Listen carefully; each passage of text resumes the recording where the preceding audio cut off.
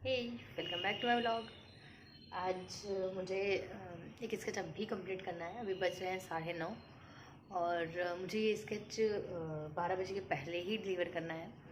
तो मुझे बहुत सारा काम करना है इस पर। और अभी इसमें मैंने कल ही काम स्टार्ट किया था।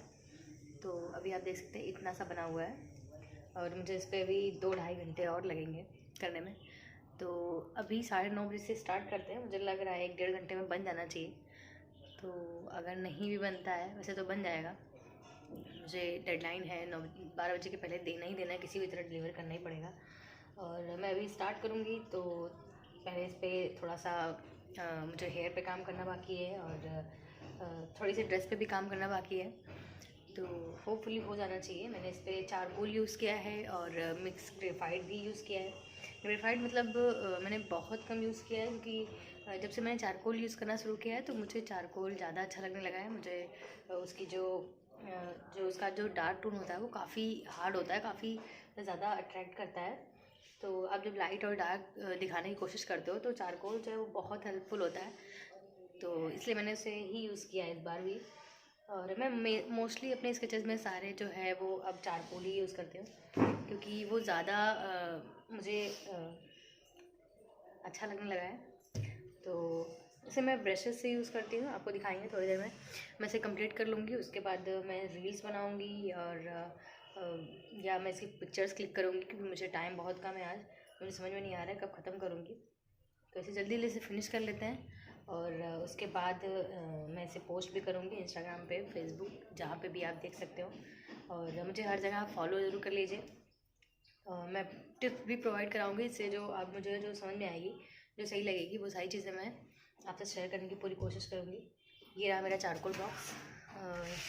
मैं मोस्टली यही सारा चारकोल यूज़ करती हूँ। ये काफ़ी हार्ड चारकोल है ये, और ये थोड़ा सा सॉफ्ट चारकोल है, और ये बहुत ही ज़्यादा सॉफ्ट होता है। मतलब ये स्टिक्स जैसा होता है। तो इसे आप लाइट, जो आपको बहुत लाइट दिखाना होता है वहाँ पे आप यूज़ कर सकते हो। मतलब जैसे आपको अगर पेंसिल स्केच जैसा टोन दिखाना हुआ है तो ग्रेफाइट आपको अगर यूज़ करना हो तो आप उसकी जगह यूज़ कर सकते हो, क्योंकि काफ़ी हल्का होता है पर आपको एक डार्क टोन नहीं देगा, पर काफ़ी सॉफ्ट होता है और काफ़ी लाइट टेक्सचर देता है आपको एक। और ये रही, इसके साथ में मेरी पेंसिल्स तो ख़त्म हो गई हैं चारकोल वाली। ये ऐसी 5 पेंसिल्स थी इसमें, 5 या 4 थी।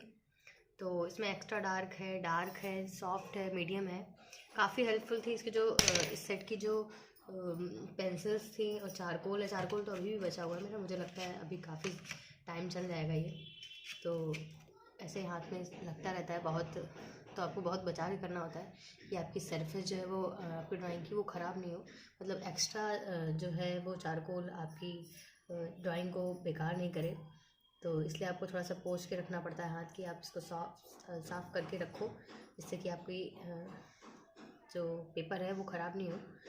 और मैं इसके साथ ये निडेबल इरेज़र यूज़ करती हूँ, जो एक्स्ट्रा चारकोल होता है उसे अब्जॉर्ब करने के लिए, जिससे कि मेरा पेपर जो है वो गंदा नहीं हो। और मेरी जो एक्चुअल ड्राइंग है, जो फेस है, मोस्टली आपको फेस बहुत बचा के रखना होता है, क्योंकि आपने फेस में बहुत सारा टाइम दिया होता है। तो इसको उसको तो आपको नहीं ख़राब करना चाहिए, क्योंकि एंड मोमेंट में आप के पास टाइम बहुत कम होता है, तो आप फटाफट से फिनिश कर रहे होते हो।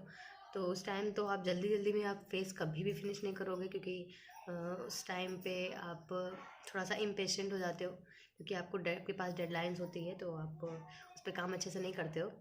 तो इसलिए मैं तो सबसे पहले, मतलब मुझे लगता है हर कोई पहले फेस ही कंप्लीट करता है, जिससे कि लास्ट में उसे कोई वो आसानी से काम करता है। क्योंकि जो आपका स्केच है वो, उसमें स्केच जो है, मतलब जो उसका फेस है आपके रेफरेंस का, वही सबसे मेन पार्ट होता है। अगर वही मैच नहीं कर रहा है तो फिर कोई मतलब नहीं है। तो इसलिए आप पूरे पेशेंस के साथ सबसे पहले जो उसका फेस होता है उसे काम कंप्लीट करते हो। तो इसलिए इम्पेशेंट होने की ज़रूरत नहीं है जब आप फेस बना रहे हो, क्योंकि वही मेन पार्ट और बेस्ट पार्ट होता है। तो मुझे तो सबसे ज़्यादा मज़ा हेयर बनाने में आता है। हेयर ड्राइंग जब भी स्टार्ट करते हो तो मुझे अच्छा लगता है। मतलब उसका जो फ्लो होता है, डार्क लाइट होता है, मतलब बहुत आराम से स्मूथली काम करना होता है उस पर। तो और जैसे कि ये मैं नाइफ ही यूज़ करती हूँ इसमें। अपने चारकोल ड्राइंग में, या मैं तो ग्रेफाइट में भी यूज़ करती हूँ। मतलब मुझे बहुत शार्प चाहिए होती है पेंसिल्स अपनी, चाहे वो चारकोल की हो या फिर ग्रेफाइट की। मुझे सही लगता है कि मतलब अपनी पेंसिल को पूरी तरह शार्प करके रखो और उससे शेड्स दो, क्योंकि उससे जो शेड्स आते हैं बहुत स्मूथ आते हैं। तो वो आपको बहुत हेल्प करते हैं उस चीज़ में। और मैं ये इरेज़र भी यूज़ करती हूँ। तो मोस्टली मैं अपने जो चारकोल है और ग्रेफाइट है उसका सब कुछ मिक्स करके यूज़ करती हूँ। मतलब जो मेरे पास मेकअप ब्रशेज़ हैं, मैं इसे चारकोल में भी यूज़ कर लेती हूँ और इसे उसमें अपने ग्रेफाइट ड्राइंग में भी यूज़ कर लेती हूँ। मतलब आपको ज़्यादा कुछ नहीं करना होता है, अपने टिश्यूज़ पे ऐसे ही थोड़ा सा ऐसे रब कर लो, तो जो एक्स्ट्रा चारकोल होता है जो आपने डायरेक्ट यूज़ किया होता है, ये सॉफ्ट टिश्यूज़ होते हैं, इस पर आप रगड़ लो इसको फटाफट से, तो उस पर साफ़ हो जाता है काफ़ी सारा जो इसमें एक्स्ट्रा चारकोल होता है। क्योंकि वो थोड़ा सा एक्स्ट्रा हो जाता है तो आपको हटाने की ज़रूरत पड़ ही जाती है। अगर आप ग्रेफाइट पे ये वर्क कर रहे होते हो तो वो एक जगह स्मच कर देता है, एक जगह ही आपका सारा चारकोल बैठ जाता है, तो वो ख़राब कर देगा आपकी ग्रेफाइट ड्राइंग को। बेसिकली आपकी चारकोल ड्राइंग को इससे कोई फ़र्क नहीं पड़ेगा कि आपने ग्रेफाइट यूज़ किया है तो उसके बाद आप चारकोल यूज़ कर रहे हो, तो उस पर कोई फ़र्क नहीं पड़ेगा। लेकिन हाँ, अगर आपने चारकोल के बाद आपको ग्रेफाइट यूज़ करना है तो पक्का उसमें आपको प्रॉब्लम हो जाएगी, वो एक जगह स्मच कर देगा आपकी ड्राइंग को। जो उसके शेड्स होंगे वो एक ही जगह पे आ जाएंगे। तो ये आपको सही कर लेना चाहिए, साफ़ कर लेना चाहिए अपने ब्रशेस को। और मैं निडेबल इरेज़र यूज़ करती हूँ। जैसे ये थी, ये मेरी पुरानी हो गई, मैंने इसके लिए नई बाई की है। ये लास्ट है जो मेरी ख़त्म होने वाली है, मैं इसके बाद इसे ही यूज़ करूँगी। ये फेवर केसल की है, मैं पहली बार यूज़ कर रही हूँ। मेरे पास अभी एक डार्क ग्रे है और मैंने इससे भी पहले भी डार्क ग्रे ही निडेबल इरेज़र यूज़ की है। और इस बार मैंने फेवर केसल की ये स्काई ब्लू थोड़ा सा है कलर इसका, ये मैं यूज़ करने वाली हूँ। अभी मैंने इसे यूज़ नहीं किया है, वैसे कुछ कलर का डिफरेंस है मुझे पता है सिर्फ। बाकी आपको निडेबल इरेज़र कोई भी ले लीजिए, मुझे लगता है मैं तो इससे पहले 50 रुपीज़ की ली थी, वो भी बहुत अच्छी है। और ये मैंने 80 रुपीज़ की इस बार परचेज़ की है। तो ऐसा कुछ नहीं है कि आपको कुछ डिफरेंट मिलेगा, कुछ आपको अच्छा एक्सपीरियंस करने को मिलेगा, ऐसा नहीं है। निडेबल इरेज़र वैसी ही होगी जैसे ये है, वैसे ही। कोई कलर डिफरेंस है या क्वालिटी में डिफरेंस या जो प्राइसेस में डिफरेंस रहता है, वैसे आपको दिमाग लगाने की ज़रूरत नहीं है इन सब चीज़ों में। निडेबल इरेज़र आप कोई भी यूज़ कर लीजिए, कोई दिक्कत नहीं होती है उससे। लेकिन हाँ, आपको चारकोल और चारकोल पेंसिल्स और ग्रेफाइट पेंसिल्स इन सब में थोड़ा ध्यान देना होता है।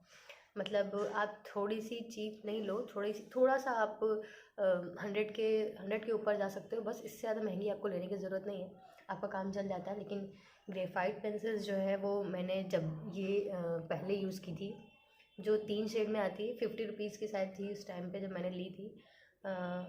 इसकी कैमलिन की थी, हार्ड, मीडियम और शायद सॉफ्ट थी। तो उससे अच्छा एक्सपीरियंस आपको ये जो मेरे पास क्रेटा कलर का चारकोल बॉक्स है, उसमें एक्सपीरियंस आपको ज़्यादा अच्छा मिलेगा। मतलब आप कभी ट्राई करना। ये मैंने अराउंड 1500 का शायद था, तो मैंने ये पूरा सेट लिया था चारकोल का। तो आप अगर एक बार ले लेते हो इसको तो ये सही रहता है, क्योंकि इसका आपको चारकोल ख़त्म नहीं होने वाला है। चारकोल बहुत होता है, आपको इतना चारकोल यूज़ ही नहीं कर पाओगे आप, तो आपका सालों साल चलेगा। तो आप अगर आप चाहो तो इसकी जो पेंसिल्स हैं वो मुझे, मतलब चारकोल तो एक अलग चीज़ है, जो इसकी पेंसिल्स हैं वो मुझे बहुत सही लगती हैं।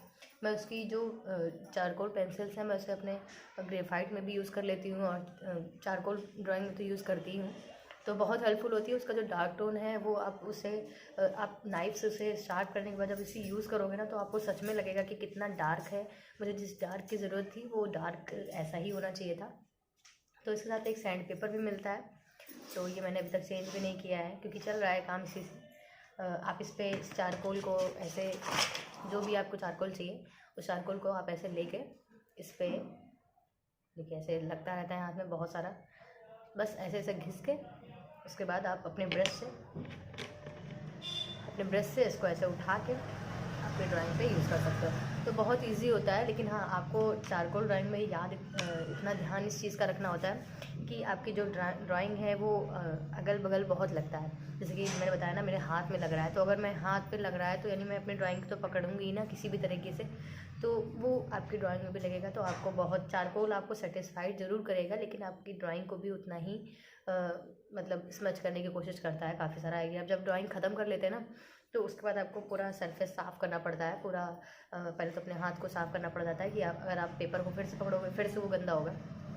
तो एक बार ऐसा करो कि आप पूरी ड्राइंग को फिनिश कर लो एक साइड से, और उसके बाद एक तरफ से आप फिनिश करना शुरू कर दो। उसके बाद डार्क टोन एक बार और डार्क और लाइट को आप कंप्लीट करने के बाद धीरे से अपना जो नीडेबल इरेजर सॉफ्ट होनी चाहिए, वैसे तो होती ही है, तो नीडेबल इरेजर जो आपकी है उससे आप थोड़ा सा जो बिल्कुल क्लीन होती है, आप थोड़ा थोड़ा करके यूज़ करिए, क्योंकि पूरा यूज़ करने की ज़रूरत नहीं है एक बार में।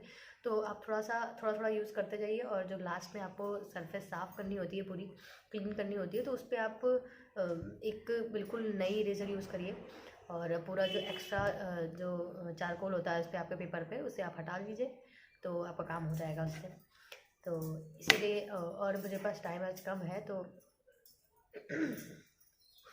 अब इस पर तो ठीक है, ज़्यादा टाइम बर्बाद नहीं करते हुए इस पर ड्राइंग स्टार्ट करते हैं, और टाइम लिमिट के अंदर से कंप्लीट कर लेते हैं, क्योंकि मुझे डिलीवर करना है टाइम के अंदर, तो बहुत सारा टाइम जाने वाला है।